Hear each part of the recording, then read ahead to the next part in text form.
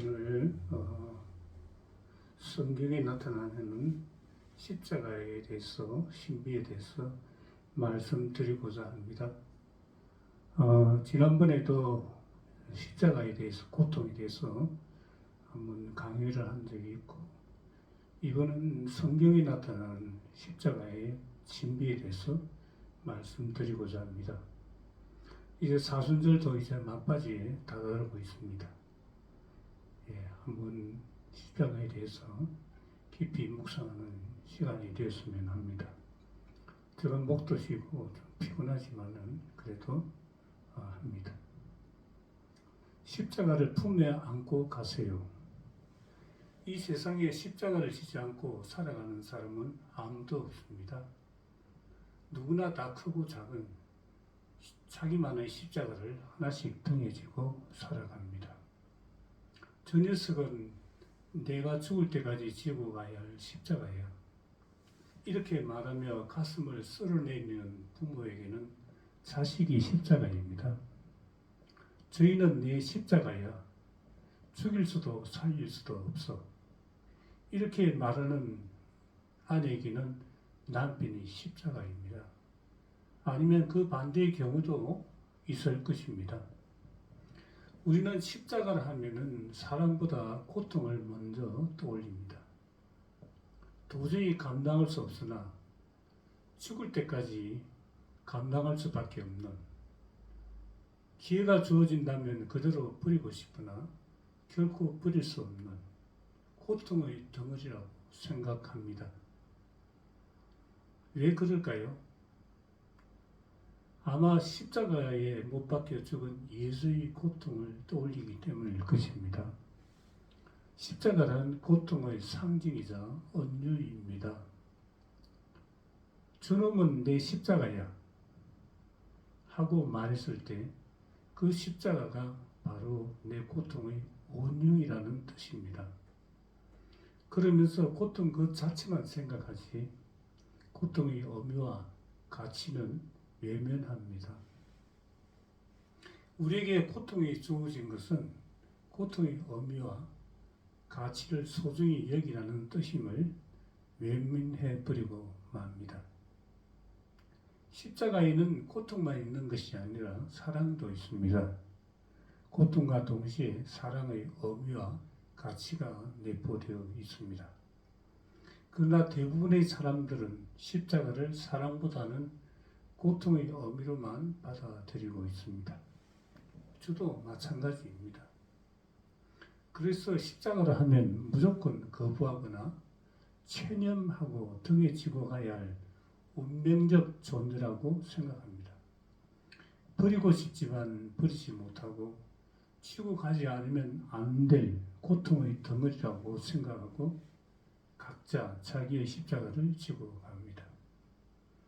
그러다가 너무 무겁고 힘에 붙여 다른 사람이 대신 좀 지고 갔으면 하고 바랍니다. 그러나 내가 아플 때 누가 대신 아파해 줄 수 없는 것과 마찬가지로 십자가는 누가 대신 지고 갈 수 없습니다.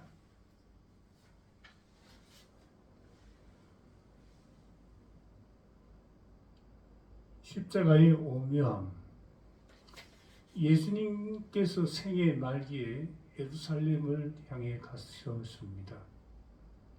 예수님은 당시의 말씀과 활동, 생활 방식이 자신에게 혹독한 형벌의 죽음을 안겨줄 것이라고 생각하셨기에 순환과 죽음을 예고하셨습니다.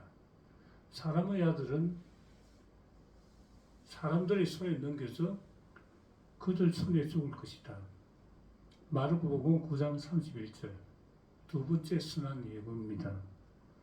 아울러 순환을 예고하시면서 제자들에게 그 순환과 죽음의 길을 함께 가야 한다고 거듭 강조하셨습니다. 누구든지 내 뒤를 따르려면 자신을 버리고 제 십자가를 지고 나를 따라야 한다. 마르코복음 8장 33절. 예수님께서는 스승이신 자신이 십자가를 향해 가고 있으니 제자 역시 스승이 걸었던 십자가의 길을 따라야 한다고 다는 하신 것입니다. 십자가는 예수님이 걸어가신 길이요, 그분의 제자들 또한 뒤따라야 할 길입니다. 십자가는 예수님과 그 제자들인 신앙인들에게는 피할 수 없는 숙명입니다. 왜 예수님께서 십자가를 향해 가셨습니까?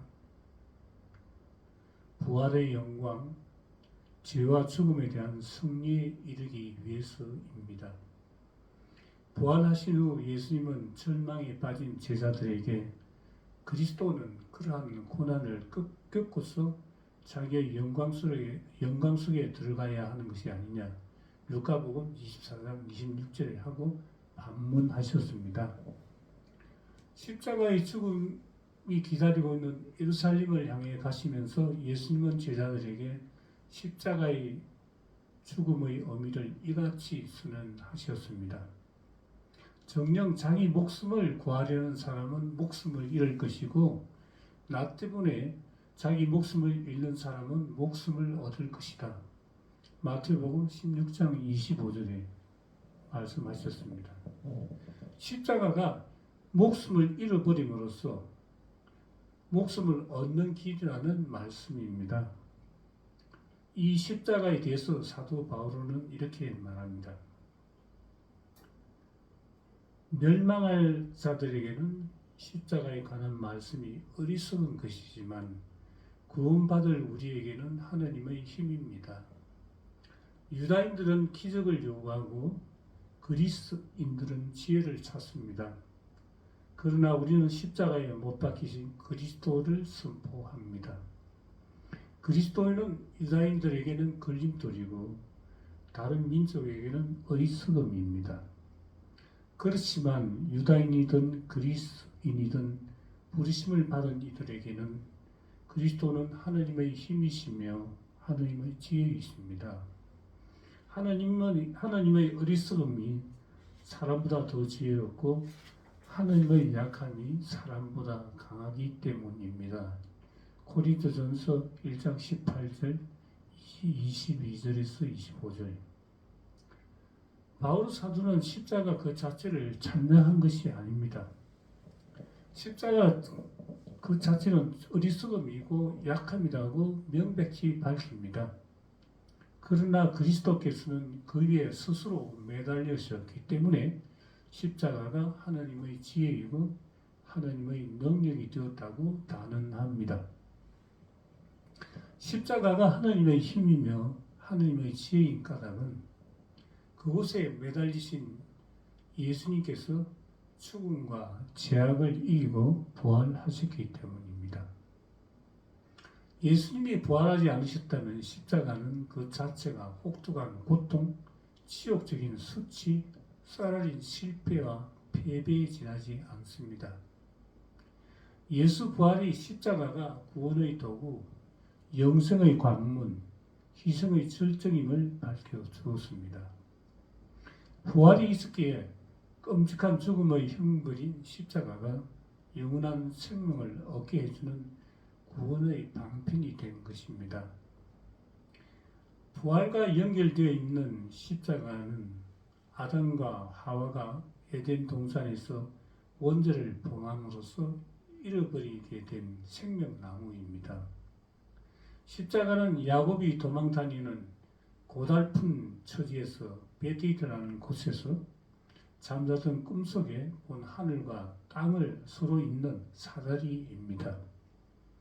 십자가는 우리가 천국으로 가는 여정을 안내해주는 도로 표지판 가격과 같은 것입니다. 우리가 십자가의 힘을 이야기하고 또 기꺼이 지려 하는 것은 십자가가 부활과 직결된 것이기 때문이며 또한 부활의 힘이 우리에게 주어져 있기 때문입니다. 부활을 믿지 않는다면 우리는 십자가를 이야기할 수도 없고 그것을 구원의 도구로 삼을 수도 없습니다. 우리에게는 부활의 힘, 즉 십자가를 기꺼이 질 수 있는 능력이 주어져 있으므로 우리는 십자가를 즐겨 짊어지려 하는 것입니다. 이같이 부활의 빛 아래서만이 십자가의 힘이 이해가 됩니다. 짧아진 십자가의 예화를 여러분들은 다 아실 겁니다.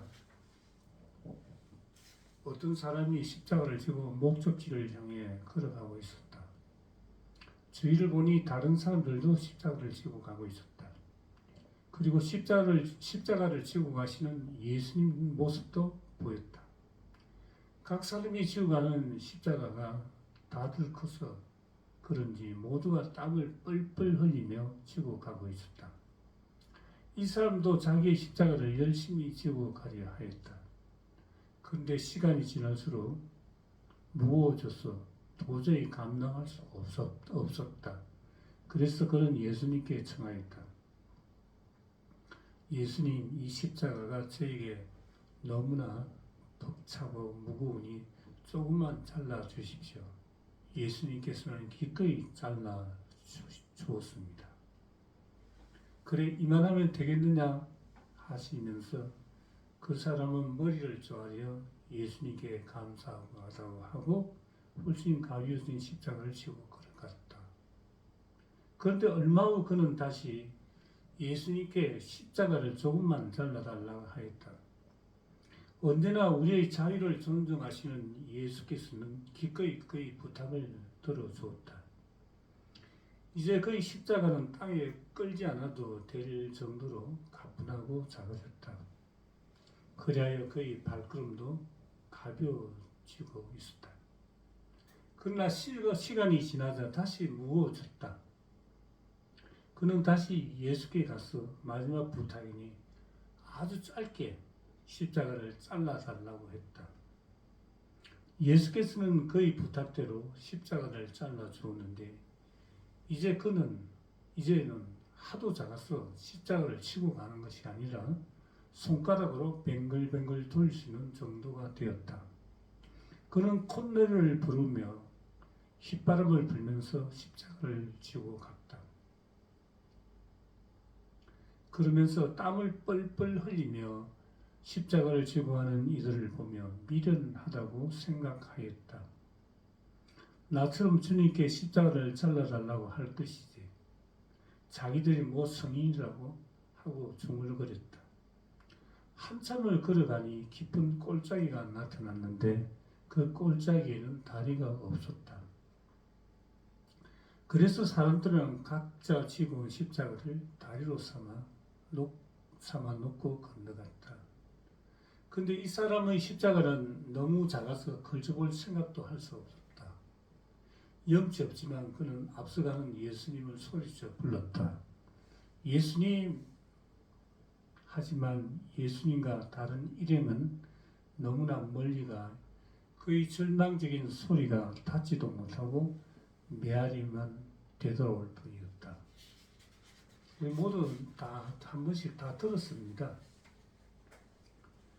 우리가 십자가 앞에 설 때 무엇보다도 우선 예수님이 당신의 능력과 지혜로서 세상을 구하지 않고 십자가로서 세상을 구하시는가 하는 의문이 생깁니다. 특히 십자가가 어떻게 하느님의 사랑을 드러내 보이는 가장 큰 증거인가 하는 의문도 있습니다. 십자가 죽음은 가장 고통스럽고 치욕적인 죽음입니다.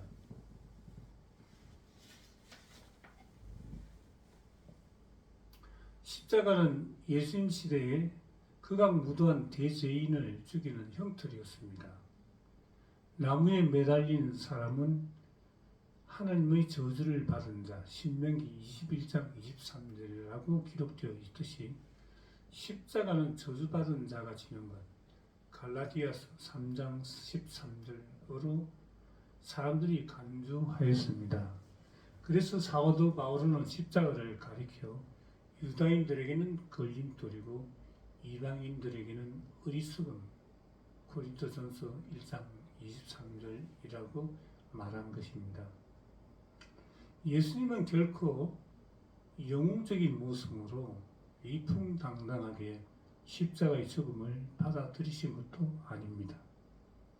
프랑스의 작가 시몬 르베유는 운명의 시련 속에서라는 저서에서 그리스도의 죽음에 대해서 이같이 표현합니다. 그리스도는 불행한 사람이었다. 그리스도는 순교자로 죽은 것이 아니다. 일반적 율법상의 죄인으로 도적들에 섞여서 다만 좀 더 우스꽝스러운 모습으로 죽었다. 무법자들 가운데 하나로 헤아려져서 루카복음 22장 34절, 37절 하는 성경 표현대로 예수님은 의인들 중 하나처럼 참혹히 죽었습니다. 악인들 중 하나처럼 참혹히 죽었습니다.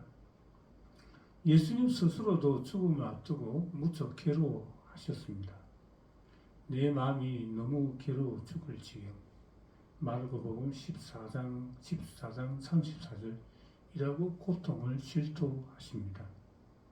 또 체포당하기 전 동산에서 기도할 때 피땀을 흘리셨고 루카복음 22장 44절 아버지께서는 무엇이든지 하실 수 있으니 이 잔을 저에게 거두어 주십시오.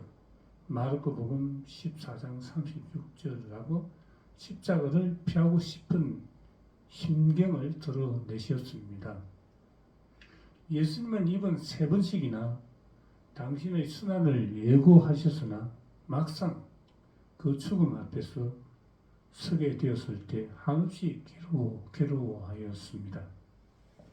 사실 십자가는 분명 저주스럽고 고통스러운 죽음 때문에 절망, 무력, 실패, 암흑이지 결코 힘이나 지혜, 영광과는 거리가 먼 것입니다. 이것을 인간의 머리로서만 이해하려 들면 도저히 알아들을 수 없습니다. 그리스도의 십자가 죽음은 참으로 신앙의 문제요. 그 중에서도 가장 큰 신앙의 신비입니다. 믿음의 빛으로 보고 성령께서 깨워주지 않으시면 알아들을 수 없습니다. 성령의 비추임과 부활의 비추어 십자가의 능력을 이해하려면 무엇보다도 우선 예수님께서 십자가에 처형되신 그 이유를 알아야 합니다. 그리스도께서는 성경 말씀대로 우리의 죄 때문에 돌아가셨습니다. 고린도전서 15장 31절라는 사도 바울의 이 선언은 십자가의 원인을 3가지로 지적합니다. 첫째로 성경 말씀대로라는 표현은 하나님 아버지께서 십자가의 죽음을 계획하고 원하셨음을 드러냅니다. 하나님 아버지께서 무턱대고 당신의 아드님의 고통과 죽음을 원하신 것이 아닙니다. 하나님이 원하신 것은 아드님이 죽기까지 삶에 신실하고 죽도록 인간을 섬기고 사랑하는 것이었습니다. 하나님은 죄 많은 인간을 죽기까지의 사랑으로서 구원하려고 아드님을 세상에 보내시면서 죽도록 사랑하라고 요구하셨습니다. 둘째로 그리스도께서라는 표현은 그분의 십자가 죽음은 지극한 사랑으로서 인간을 죽음과 고통으로부터 구하려는 아버지의 뜻을 기꺼이 또는 철저히 받아들이신 결과임을 밝힌 것입니다. 그분은 하나님께 대한 순종과 인간에 대한 봉사의 삶을 십자가의 죽음으로써 마감하고자 하셨습니다. 하나님과 사람들에 대한 뜨거운 사랑의 열정으로 사셨기 때문에 그분은 자신의 목숨을 십자가에 불사르셨습니다. 열정에는 반드시 자신을 불태우는 순환과 고통이 뒤따릅니다. 십자가의 죽음은 그리스도의 헌신적 삶의 결실입니다. 셋째로 우리의 죄 때문에라는 표현은 우리의 죄 역시 십자가의 원인임을 지적한 것입니다. 그리스도의 십자가 죽음은 인간이 그분의 고통스럽고 수치스러운 죽음을 원하시었기 때문입니다. 모든 계층의 온갖 죄악이 합세하여 그리스도를 십자가에 처형한 것입니다. 신앙인, 유다인과 이교도 로마인, 정치 및 종교의 지도자들을 비롯하여 모든 계층의 남녀노소, 모든 인간들의 온갖 죄, 즉 시기, 질투, 야욕, 실망, 불충실, 배신, 무책임 따위가 합사하여 그리스도의 죽음을 초래하였습니다. 이처럼 십자가는 하느님, 그리스도, 인간 세 주역들이 각자의 원의와 계획을 갖고 함께 만들어낸 합작품입니다. 그래서 그것은 인간을 위한 구원의 방편이고 영원한 생명으로 통하는 길이며 하느님의 사랑 및 인간의 참모습을 밝히 드러내 보이는 계시의 도구입니다.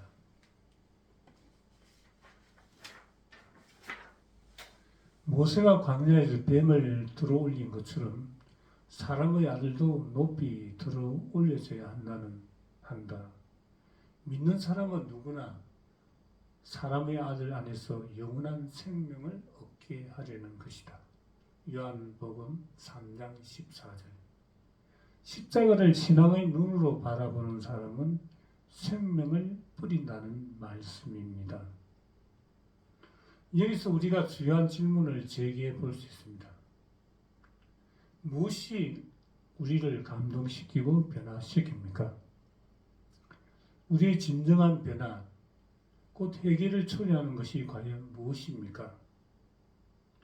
회심을 가져올 수 있는 것은 그 어떤 인간의 힘도 세상의 지혜도 아닙니다. 기적이 인간을 변화시킬 수 있는가를 생각해 봅시다. 예를 들어 예수님이 행한 기적들을 생각해 봅니다. 소경이 보고 안전뱅이가 일어서고 나병 환자들이 깨끗해지고 요즘 불치병이라는 암도 고친다면 그리고 죽은 사람도 부활시킨다면 상당히 효과를 낼 것 같이 보입니다. 그러나 그 효과는 잠시뿐입니다. 빵의 기적으로 굶주림을 퇴치해도 그것 역시 요한복음 6장에서 보는 대로 모두 배불리 먹을 것만 찾는 사람들이 되고 말 것입니다. 기적이 놀라운 일이기는 하지만 마음의 변화에는 큰 효과가 없다는 것은 무엇보다도 복음이 잘 지적하고 있습니다. 복음 보면 사람들은 기적을 보고 당장에 하나님을 찬미하였으나 끝까지 믿음을 가진 사람은 아주 적었습니다. 기적은 어느 정도 효과를 낼 수 있습니다. 그러나 사람의 마음을 바꾸고 회개시키는 부족합니다. 예수님 스스로 기적이 실패했음을 개탄하였습니다. 예수님은 유다인들이 하도 믿지 않아서 내 말을 믿지 못하거든 내 행적을 보고 믿어달라고까지 하셨습니다. 또 선교 활동을 펼치시고 기적을 행한 갈릴레아 지방, 그 중에서도 기적을 가장 많이 행한 세 도시 코라진과 벳사이다, 가파르나움을 저주하신 적도 있습니다. 코라진아 너는 화를 입으리이다. 벳사이다야 너도 화를 입으리라. 너에게 베푼 기적을 띠로와 시돈에 보였더라면 그들은 벌써 벼옷을 입고 죄를 머리에 들을 쓰고 회개하였을 것이다. 너 가파르나움아 내가 하늘에 오를성 싶으냐 지옥에 떨어질 것이다. 이 말씀에서 알 수 있듯이 예수님께서 가장 기적을 많이 행한 이 세 지역에서도 회개하고 믿음을 가진 사람들은 극소수에 불과했습니다. 결국 기적의 힘이 반드시 사람을 감동시키는 것도 특히 마음의 변화를 일으켜 회심시키는 것도 아님이 명백해집니다. 심지어 유다인들, 특히 바리사이들은 예수님의 기적의 힘이 마귀 두목으로부터 온다고 헐뜯기까지 하셨습니다. 유다인들은 그렇다 치고 예수님의 제자들, 그 중에서도 사도들은 어떠했습니까? 그들은 물론 상당히 달랐습니다.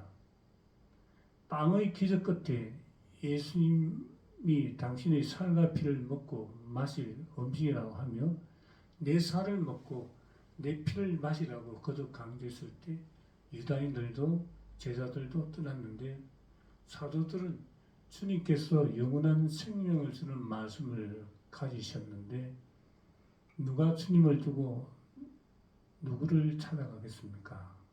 요한복음 6장 28절 하며 믿음으로 주님 곁에 머물러 섭니다. 예수님의 십자가 사건 때 모두 도망친 것만 봐도 알 수 있습니다. 사도들 역시 주님과 3년을 함께 다니면서 많은 기적을 목격했고 또 주님이 선교에 파견됐을 때에는 주님의 이름으로 스스로 기적을 행한 일도 있었건만 그로 말미암아 진정한 변화는 되지 못하였습니다. 세상의 힘은 물론 기적도 사람을 변화시키고 마음을 회심시키지 못합니다. 사람의 마음에 감동을 주고 회심시키는 것은 사랑입니다. 누군가가 나를 위해 온갖 시련과 고통을 다 겪고 나의 모든 잘못을 받아주고 용서해 준다면 우리는 그런 사랑 앞에서 마음의 감동을 느낄 수밖에 없을 것입니다. 우리는 가끔 인정이 메마르고 삭막한 세상 속에서도 아름다운 이웃사랑의 실천 이야기를 들으며 감동을 느끼고 또 그 사랑이 인간을 구원할 수 있다는 것을 깨닫게 됩니다.